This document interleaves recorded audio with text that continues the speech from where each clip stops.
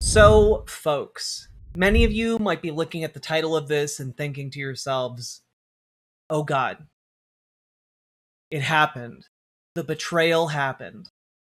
And that's not exactly what I mean with the title of this, but I gotta be honest, I have a lot of different emotions inside of me right now about what Zohran Mamdani has done, and I don't quite know how to process them. So we're processing them together collectively here, and we're going to talk now about Zoran's transgression, which is he gave a 4th of July address, and it made me feel patriotic, and I don't know what to do about that. I don't know what to do with that, guys, because it was genuinely really good. It was like usually a 4th of July speech is genuinely like a miserable, boring affair. And I watched it twice already, and it's just so good. It's just so good. It makes me mad. And it makes me mad in part because he's just so fucking good at this. But also because almost every other Democrat is so bad at this. And we're going to watch it now, and you guys are going to be absolutely stunned. Cuz this is genuinely not only is it like a great speech, but it's also a declaration of war on the status quo and on the xenophobia and the hatred being spread by the Trump administration. It's like watching him take a shit right in Donald Trump's like Oval Office. It's crazy. And you know what? The thing is, he's so charismatic that like Donald Trump is gonna thank him for it. It's crazy, right? Does he quote Gramsci again? No, but he does a really good job. He does a really good job. So let's jump into it, okay? Morning, my fellow Americans. Season after season, year after year, the tides have come in and out of New York Harbor. Long before the name New York had ever been spoken, Lenape dugouts crossed these currents. It was on these waters that tall masts crested the horizon, captained by explorers like Verrazano and Hudson, after whom we've named our bridges and rivers.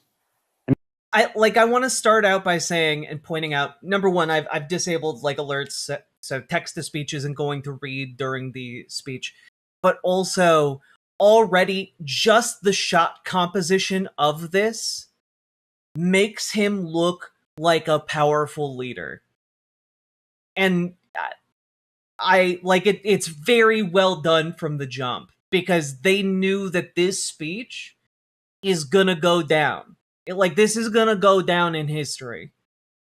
Never since, ships full of travelers weary from long journeys have passed through the Narrows, the winds of the Atlantic at their backs. When those passengers lifted their heads to glimpse what lies just beyond the waves, what did they see? They saw land, lush and teeming with life. They saw men waiting at the docks to take them into bondage. They saw tenements rife with squalor. They saw industry rumbling with activity, steam and smoke rising, a city on the move.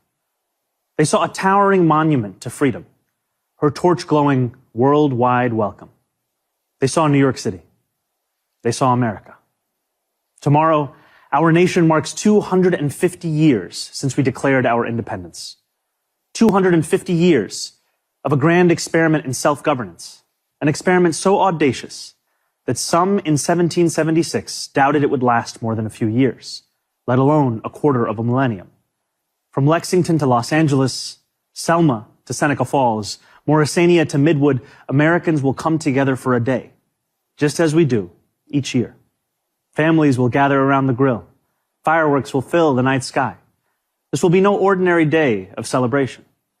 250 years presents a rare opportunity for more than 340 million people to turn together, both towards one another and towards ourselves, to take measure of who we are as a nation. When we look at America, what do we see? Here at City Hall, as I sit behind George Washington's desk, alongside new Americans who came to this country, I cannot see all of America. But like so many who came before, I can see New York City. The city I see today looks very different than the one that greeted George Washington. In July of 1776, our city simmered under the yoke of oppression. The British had imposed a colonial rule so repressive that 250 years ago, 80 miles south, a small group of newspaper editors, farmers, and soldiers signed their names on a document declaring truths that feel self-evident now, but were revolutionary then. Like, I saw Xenogenesis over here saying he's FDR posting. He absolutely is.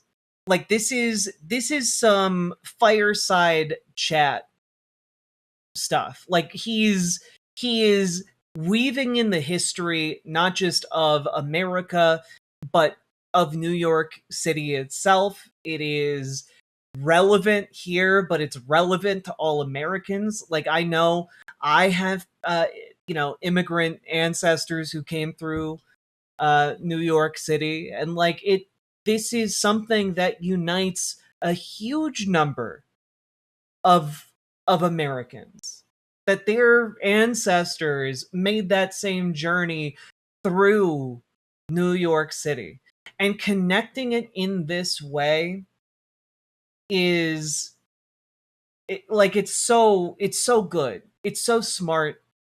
Like, whoever is writing his speeches cannot be paid enough, and I'm impressed every step of the way here. Every step of the way. Establishing the ideals our nation still strives to fulfill. The British did not take it well. War broke out. And that August, as the largest battle of the Revolutionary War unfolded in Brooklyn, batteries on Governor's Island took aim at British ships anchored just offshore. We were outgunned. We were outmanned. And we were soundly defeated. After only a few months, it appeared our fledgling attempt at democracy was on the precipice of collapse. But that night, with the moon overhead, thousands of our soldiers silently climbed into ferries and flat-bottom boats and escaped to Manhattan. The Continental Army survived to fight another day. Independence may have been declared in Philadelphia, but it was rescued in New York City. George Washington was the last to leave Brooklyn. As he waited at the river's edge, the sun beginning its rise, he would have looked out over New York City's waters and seen what so many have seen in the 250 years since: an opportunity to begin anew. Those opportunities, like everything in New York City, are not given. They are won. In 1838, 11 years after New York outlawed slavery, a recently emancipated black man by the name of James Weeks sought to begin anew as well, and to help hundreds of others do the same. He bought property in Brooklyn, won himself the right to vote, and sold lots to others newly freed. When they landed in New York Harbor, they knew they had something waiting for them that they had never had before: a home. Weeksville still stands today, a living, breathing testament to what we know America to be, a place each of us has the power to make. The harbor was busy those years as ships poured in from around the world. Hundreds of thousands of Irish immigrants arrived with stomachs aching from a famine manufactured by imperial cruelty. Chinese sailors settled in what is today Chinatown. Millions more traveled under the Statue of Liberty and through Ellis Island. Jewish people escaping pogroms, Italians fleeing poverty, Syrians seeking economic opportunity. Each of these new arrivals peered through portholes onto a city that was changing as fast as the nation. They saw merchants peddling their wares on the docks, streets being laid out on a grid, buildings rising into the clouds. They could not yet see the nativism they would face, the jobs they would be refused, the landlords who would not rent to them, and the abject labor and living conditions they would withstand. But no matter how much smog hung over the harbor, they still saw an opportunity to begin anew. Like, goddamn. The fact that he can, in this speech, both extol the ideals and virtues of America while also plainly making clear the inequities of America, the exploitation of America, and all of this done in a very succinct way. Like it's an immense amount of talent going on here on screen. Over the years that followed, despite laws enacted by the federal government to bar their entry, despite sweatshop fires that killed hundreds of women, despite riots aimed at their very existence, immigrants made homes here in New York City, and they helped to make New York City. That legacy of every generation of Americans insisting that the right to life, liberty, and the pursuit of happiness extends to them too, is no relic of the past. It carried millions of Black Americans north during the Great Migration. It drew hundreds of thousands of Puerto Ricans to New York City after the Second World War. It invited countless others from the West Indies and South Asia and West Africa and across the world. And it is what brought my family to this city when I was 7 years old. My family did not arrive by boat, although we saw the Statue of Liberty from the window of the plane. Even from the air, we could make out the promise of America, the promise of the beautiful patriotic work of rendering America, year after year, a little more faithful to its founding ideals. There is a term so often used to describe our nation and those who have shaped it: American exceptionalism. American exceptionalism, the conventional wisdom tells us, makes our freedom a little more free, is how we dug the Erie Canal and irrigated the West, is why children in faraway lands grow up dreaming of one day moving here. And yet the irony is that the story of America has so often been written by those who were told by others with power and influence and wealth that they were anything but exceptional. For generation after generation, we have been told that when the world has sent its people to our shores, it has not sent its best.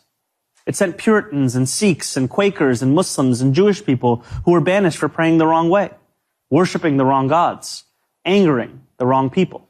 It sent peasants and serfs from slums and shtetls who were treated as less because they hardly owned clothes, let alone land. It sent immigrants from whom power was something someone else had. We are told that America is exceptional because we are richer, stronger, more powerful than everyone else. The truth, my friends, is that America is exceptional because here, nothing is fixed into place. The frontier may be closed, we may have walked on the moon, but the work of fulfilling the values first enshrined in the Declaration of Independence, that work endures, and it belongs to us all. Like, he's so good at this. He's so good at it. Again, framing the project of America as something that, well, great at its inception, has always been a work in progress and always will be a work in progress, as there are always going to be things to improve upon. That's a difficult concept to convey in a speech in a way that weaves in all of these different class dynamics, all of these different us versus them dichotomies getting broken down. Like, this is good. What you are seeing here is Zohran Mamdani, in essence, making a moral argument for the kind of governance that he does. And that's something, this has been going around in a lot of like political, like thinky brain circles, as it were. But the idea that a lot of the mainstream Democrats lost the ability to make moral arguments. And part of the reason you see people like James Tallarico and Zohran Mamdani having the success that they have right now is due to the fact that they do not take the moral calculus for granted. They do not assume that people tuning into politics understand what is happening implicitly and like have already internalized arguments, which, to be clear, for a long time establishment Democrats did take for granted. And so Zohran Mamdani here is tracing out this narrative, elaborating on this story, adding to it as he goes, adding the different class dynamics, and all of that builds on itself to make an argument on a moral level and to appeal to people's sense of justice in society. And it's so good and healthy to see, because for too long, establishment Democrats have taken it for granted that people understand it. That people just implicitly know that, like, well, you don't want an authoritarian, you want democracy. And, like, They have stopped making the argument for democracy, for equality, for fairness. They stopped making the argument and took it as self-evident. And it's just not. Unfortunately, it's just not. Especially when you have an information ecosystem that is so thoroughly polluted by billionaire propaganda. And so I, for one, think that a lot of what people can learn from this type of governance is, one, constant communication. Because the fact is, he keeps communicating stuff and the press picks up on it and talks about it. That's how he's controlling the narrative. He's just constantly holding press conferences where he talks about what he did do and what he and his administration are going to do. That's important because it charts a path forward. It makes it clear this isn't just, we won and now we get to sit on our laurels. It has momentum. It moves. And then he gives longer speeches about where he wants to go. What are the longer term goals? He's building and blazing a path. And, if you'll forgive the religious, analogy, he's essentially playing John the Baptist here for a wider socialist movement in America. And it's very impressive to see. Very, very impressive. It belongs to our newest Americans, those standing here with me today, all of whom were recently naturalized. Nearly a decade ago, I too felt what you feel, the joy of no longer being just a New Yorker, but an American too. You each hold a special power, the power to determine what America means. The powerful have always known their answer. America, in their view, is an arena of supremacy, where only a select few are allowed freedom, where not all are created equal. America, if you ask them, becomes less the more people it welcomes. America, they will tell you, belongs only to those with the right accent or the right shade of skin. The rest of us, they insist, should be grateful for merely being allowed to visit. How small they are, how weak, how unoriginal. Then he goes on the attack.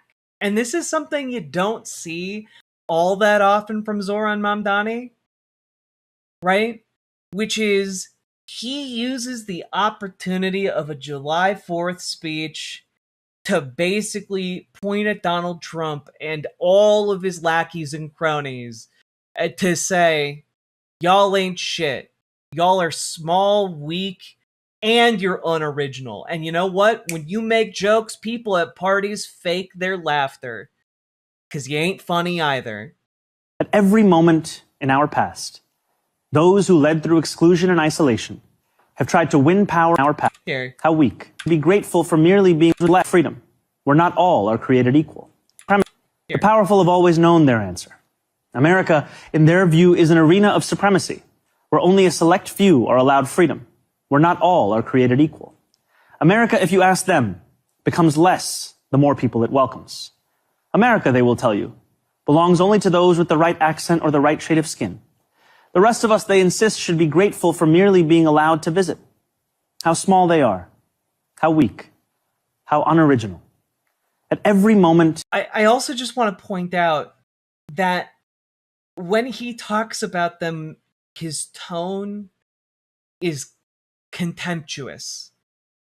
And I think that is a perfect tone. Can I link the video? Of course. Here you go. In our past, those who led through exclusion and isolation have tried to win power and enrich themselves by turning us against one another. Division is the oldest trick in politics and the cheapest. But time and again, including 250 years ago, those forces of division have been vanquished by the forces of progress. As Thomas Paine once wrote, "This new world hath been the asylum for the persecuted lovers of civil and religious liberty. Hither have they fled." And yet today, too many of our leaders do not believe in a vision of this nation as an asylum for the persecuted, but rather as one that persecutes those seeking asylum. As we mark 250 years, what do we see? We see a city of contradictions within a nation of contradictions. We see the wealthiest country in the history of the world, one where children go to sleep hungry while the world's first trillionaire hungers for more. We see monopolies that dominate every industry and oligarchs who buy elections. We see masked agents terrorizing our streets, eating food cooked by our undocumented neighbors before spiriting them away in unmarked vans. We see a nation whose immense wealth has been built by those with calloused, dirt-streaked hands, those who toil on factory floors and chisel into stone. And we see a nation that has allowed so much of that wealth to be held instead in the soft hands of a precious few. Yes, we see America in a health insurance industry that exploits the sick, but that is not all we see when we look for America. We see it too in the nurse who works a double shift and then stops on her way home to check on an ailing neighbor. Yes, we see America in corporate landlords for whom negligence is a business model.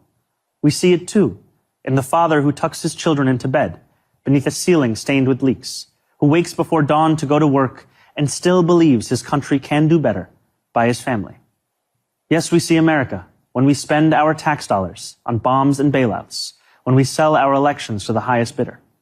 Yet we see it just as clearly in every American who still believes this country belongs to we, the people. We see America each time neighbors link arms with neighbors, without asking how long they have lived here or what papers they have, as ICE invades our neighborhoods. We see America each time those young and old stand in the beating rain or the stifling heat to cast their ballots. We see America each time working people demand more, not just for themselves, but for their fellow Americans. There are some who respond to those who ask for more from America with a simple refrain. Love it or leave it, they say. But patriotism has never been about pretending our nation is without flaws. Patriotism is every act of righteous dissent. It is every march led under the heavy sun. It is every protest held a decade before its time. It is precisely because we love this nation that we will not leave it. After all, who loves America more than those who have sacrificed so much to make it free? Today, I think not only of the 4th of July, I think too of the 9th of July. 5 days after the Declaration of Independence was signed, it arrived here in our New York City. Redcoats had disembarked on Staten Island. More than 100 British ships loomed just offshore. Across this city, the Continental Army prepared for an invasion. George Washington commanded his brigades to assemble just a few feet from this building. It was known then as the Commons. Today, we call it City Hall Park. There, within range of British guns, Washington ordered his generals to read the Declaration aloud. And with the world's mightiest empire poised to attack, Washington told the people of New York City what we will celebrate tomorrow, that we had declared our independence, that freedom was within reach. That evening, danger loomed. Conflict was not a question, but a certainty. And yet when those early New Yorkers marched toward the statue of King George III that stood in the Bowling Green, a statue they would melt down into bullets for their young army, they walked in unison, grounded not in the pursuit of plunder, but in ideals that for the first time had a name: America. Those ideals upon which our nation was built, they are strong enough to endure any authoritarian regime, but only if we reach for them. Ours is a nation working each day towards the perfection in which it was conceived. A nation striving each day to better itself. Therein lies the work of America. The striving, the bettering, the reaching towards perfection. What a privilege each of us has to live in a nation that every one of its inhabitants can shape. What a responsibility each of us possesses to prove ourselves worthy of all those who came before. What power each of us holds to bring America ever closer to the greatness so many have seen when they looked upon these shores. The greatness that, for 250 years, has been America. Thank you. God bless America. God bless New York City. And happy 4th of July. God damn. He's good at this. This is like the third time I've watched it. I'm still like kind of tearing up a little bit.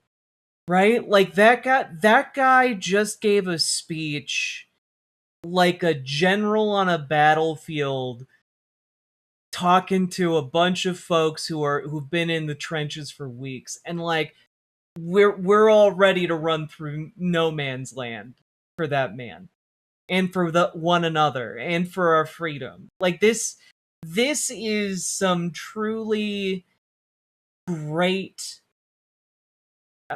Like just this is true greatness. You know, like it's like getting to see the ascendancy of like the next great political movement, the next great political leader in America. And we all have front row seats to it. And, you know, I know people talk about, oh, like he could, you know, he can't be president, whatever. Dog, if there is one man who has the ability, give him like 15 years.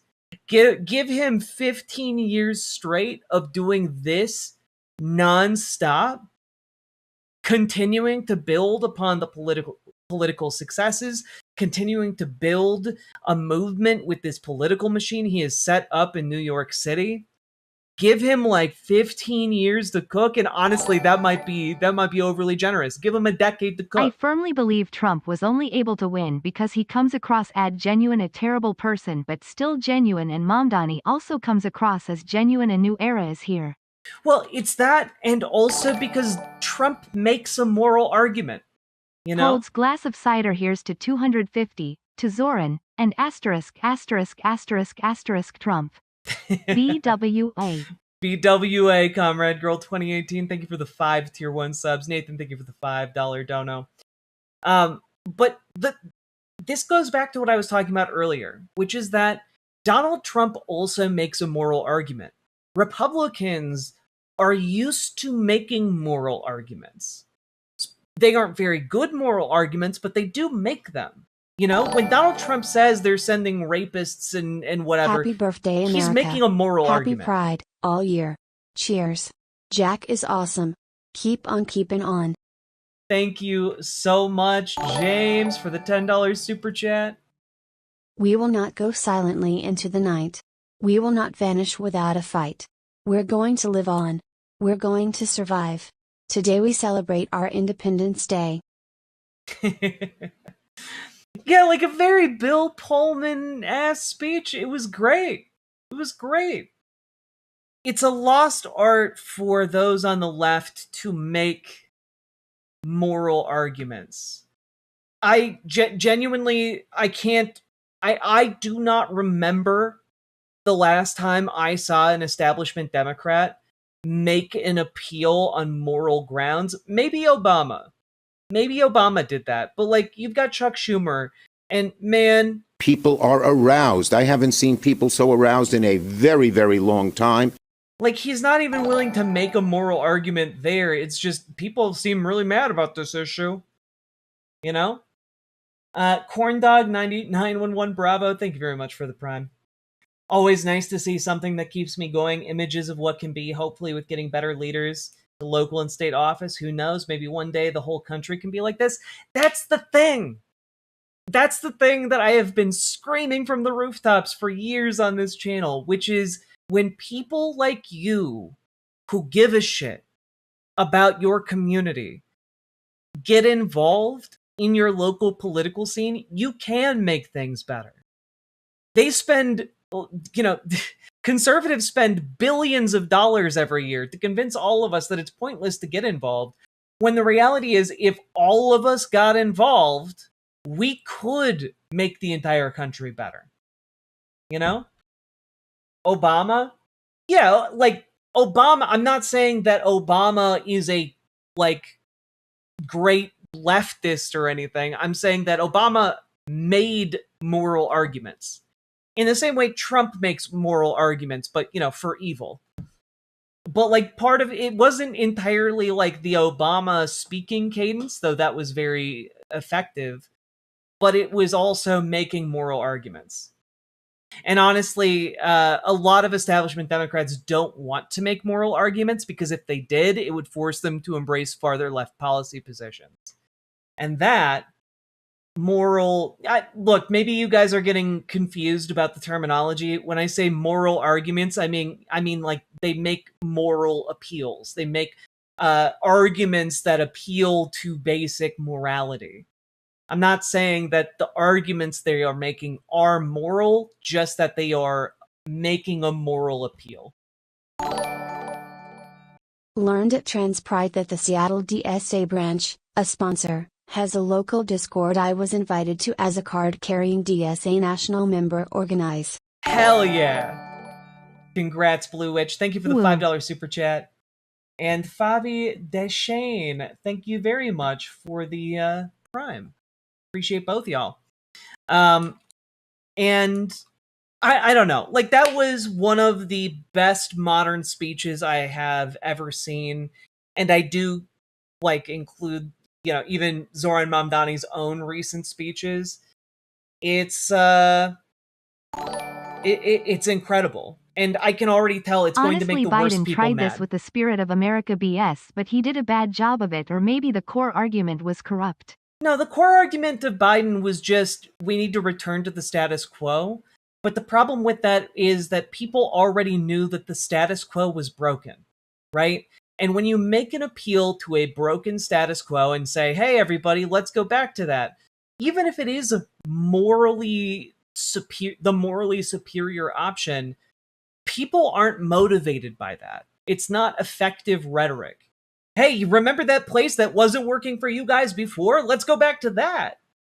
And like, people in general would rather wager on, the devil they don't know to take them to a better future, even if that's not very likely, right? So anyway, I thought this was brilliant. I thought this was amazing. You can expect people to be getting incredibly mad about this on this week's Sunday shows. I would expect on the Sunday shows, on cable news and whatnot, they're going to be freaking out about this. I suspect they've already been freaking out about it on like social media, but we'll get all the juicy clips on Sunday. All that being said, folks, you should listen to him.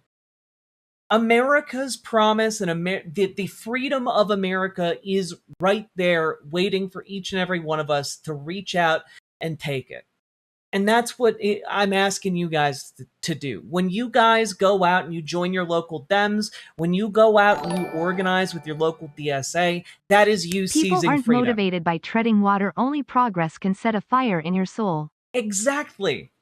And when you go out and you get involved in your local community, not only can you stop bad things from happening, but you can also make good things happen. And a lot of people just don't really get that part. Like, they understand, oh yeah, we can stop that AI data center. Yeah, we can protect people from ICE. But you can also do constructive things, make things that help your community. And that's incredible and beautiful and a valuable thing. Not to mention, like, you'll be a happier person because you're gonna meet new people, you're gonna experience new things, you are going to deepen your roots in your community. It is wonderful.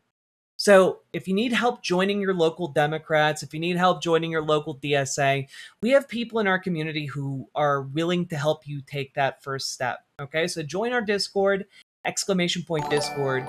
Reach out to Gamergy for help with DSA. I am still riding the high from Melit Kiros's victory party on Tuesday night. We can do things. Go do things, chatters. Absolutely. Absolutely. And if you need help joining your local Dems, reach out to Dragonfly. Dragonfly has years of organizing experience. She can help you get involved with your local Dems anywhere in the country, and also give you advice on how to maneuver within the Democratic Party to maximize your progressive leftist impact.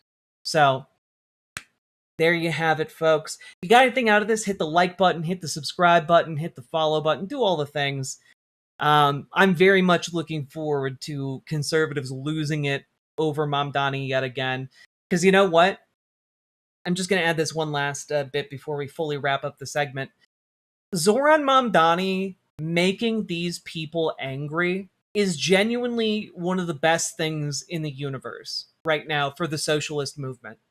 Because every single time Zohran Mamdani talks about how, oh yeah, we're going to use city money to take care of orphans better, and we're going to also use city money so that we can create jobs that pay livable wages in New York City for hundreds, if not thousands, of new people. And then conservatives go, look at that. Can you believe it? He wants your state money to pay for orphans and to pay honest workers for their labor. And it's just a gigantic advertisement for how actually that's very sensible to do, and actually that's a great idea. Why are we all angry at this man again? Right? Like, it is something that is doing advertising for Zohran and actively making Republicans more and more repulsive to the MAGA base, to the Republican base, to especially younger Republicans in the base. And honestly, the more demotivation we see among them, the better. The more motivation to reassess and reevaluate our political positions related to, material conditions and whatnot, the more popular Zohran Mamdani and socialism at large in America will become. Jack, isn't pissing people off anti-socialist? Nerd face. Well, technically, if you go back to the guano wars, many civilizations were collecting piss in order to turn into fertilizer and explosives. So technically, when you say talking about pissing people off, that's actually a really good thing, because you are gifting them with a highly valuable substance that they can sell at market in order to help make their ends meet. So when you think about it, really, to get pissed off is to actually give a great gift to your neighbors or something. I don't know. I don't know what happened to me. I feel like I got possessed by the spirit of an anime character with swirly glasses. Turn your piss into gold today, folks. That's the original Rumpelstiltskin story. Republicans don't want you to know that. Anyway, moving right along, last but not least, check out ImogeneOlivia.com, gender euphoric lingerie designed from the ground up for trans femmes. Also tested with cis men, cis women, non-binary folk. It is comfortable, sexy lingerie that's non-tucking. Go check it out, ImogeneOlivia.com. Link down in the doobly-doo. Let's keep on going. Riverboat deck is coming to town. All the viewers gather round. Twitch and YouTube and swishy streams. All that content is bursting the scenes. Politics, gaming, and plenty more. Your sense of fashion you'll adore. So grab your stuff and hop aboard. We're going straight to Jack's